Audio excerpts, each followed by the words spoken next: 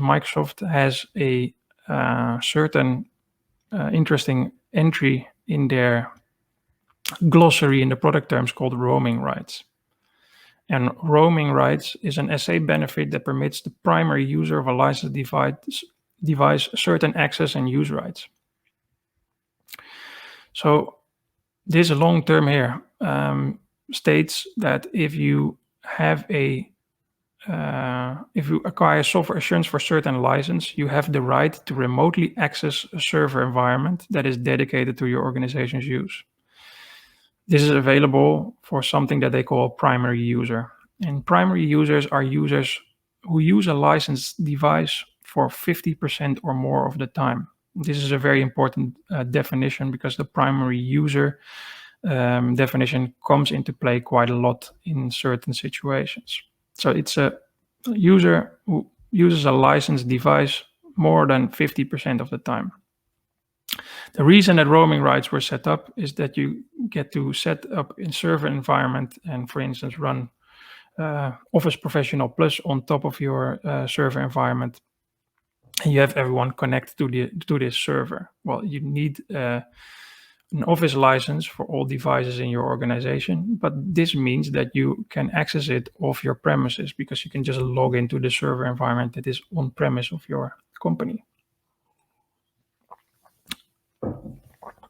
With the move to cloud licensing, this is becoming less and less relevant, but for many companies, this was the way to license their Office environment. And roaming rights is very important in the sense that it requires software assurance. So if you set up something similar to this and you don't have software assurance, then you're probably not in compliance.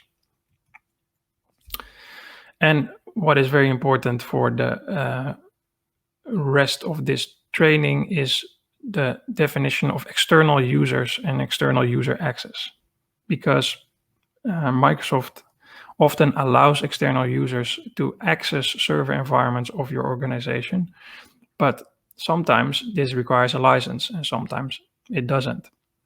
External users are users that are not employees, on-site contractors, or on-site agents of customer or its affiliates.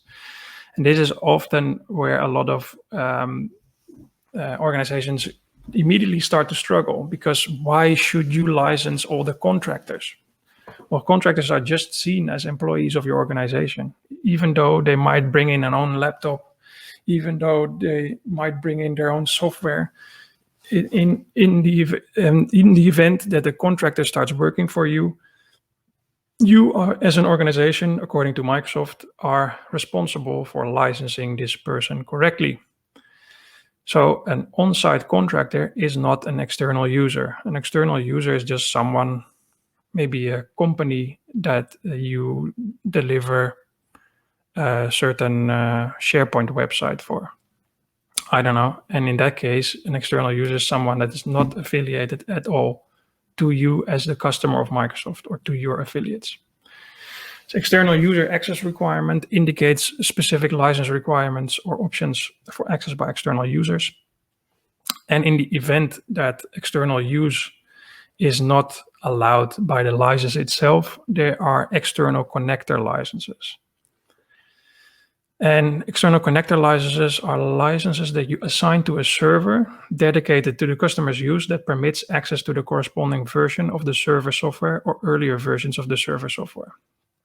So you have an external connector license, for instance, for Windows Server. So if you have a lot of external users accessing a specific Windows Server that you have set up for an application that you're running, might not even be a Microsoft application, then you might need an external connector for that Windows Server.